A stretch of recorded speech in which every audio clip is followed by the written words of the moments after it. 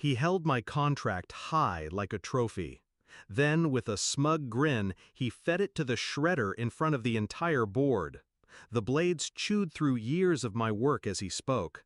"This is what your loyalty is worth." Laughter followed, his, not mine. But it died the moment my lawyer slid the original digital copy across the polished mahogany table.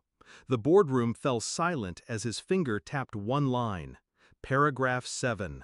Breach of contract forfeits all 34 patents back to me.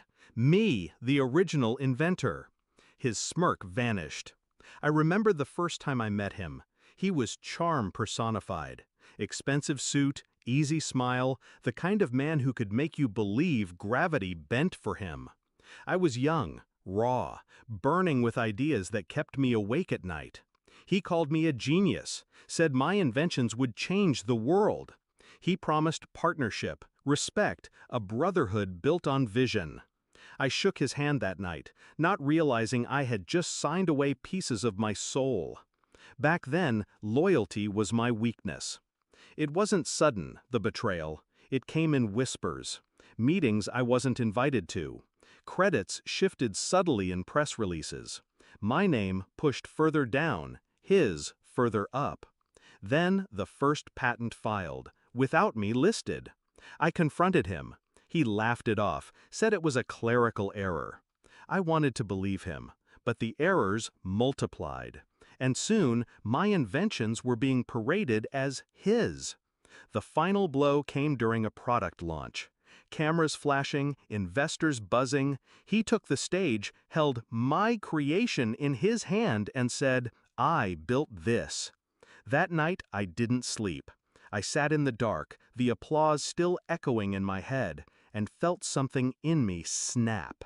Not anger, not sorrow, clarity. I didn't storm into his office. I didn't beg, didn't rage. Instead, I went back to the beginning, the contract. Every line, every clause. I read it until the words blurred, until my eyes burned. And there it was, almost invisible in its simplicity. Paragraph 7. Breach of contract forfeits intellectual property. All of it. A safeguard I had insisted on years ago, back when I still believed he might betray me. My paranoia had been my salvation. So I stayed quiet, collected evidence. Every forged signature, every missing credit, every breach. I let him dig his own grave, smiling while he called me obsolete, irrelevant, replaceable. He didn't know the noose was already around his neck. The day of the board meeting, he walked in like a king returning to his throne. The board adored him. Investors worshipped him. I was a relic in their eyes. He placed the contract on the table, tore it into strips, and fed it into the shredder.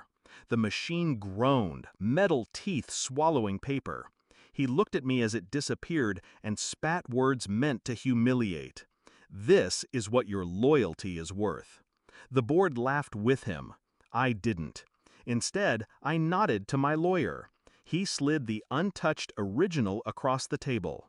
The silence was surgical. The board members leaned forward. My lawyer's voice cut through the room, sharp and cold. Paragraph 7. Breach of contract forfeits all intellectual property, patents, designs, and prototypes back to the original inventor. All eyes turned to him. His face drained of color as he read. He tried to protest, but the language was airtight. His own arrogance had blinded him to the clause he had signed years ago. "Impossible," he muttered, flipping pages as if the words might vanish. But they didn't. The patents he stole, the empire he built, it all reverted to me in that instant. The board erupted, but I stayed silent. I wanted him to feel every second. I watched as the realization settled in. The empire he claimed as his own was never his. The investors shifted, calculating new loyalties. His power, his authority evaporated in real time. He tried to laugh, but it came out cracked, desperate. Do you know what this means? You'll destroy everything we built. We? No, everything I built. The vote was unanimous. Control transferred. The patents, the heart of the company, were legally mine again. Him? He was left with nothing but shredded paper at his feet. As the boardroom emptied, he stayed slumped in his chair, staring at the shredded strips, as if he could piece them back together and erase what had just happened. I didn't look back. Do I regret it? No. He shredded paper. I shredded his empire. He thought loyalty was weakness. He thought betrayal was power. But he forgot one truth. Contracts end, but consequences don't. And paragraph 7 was always waiting for him.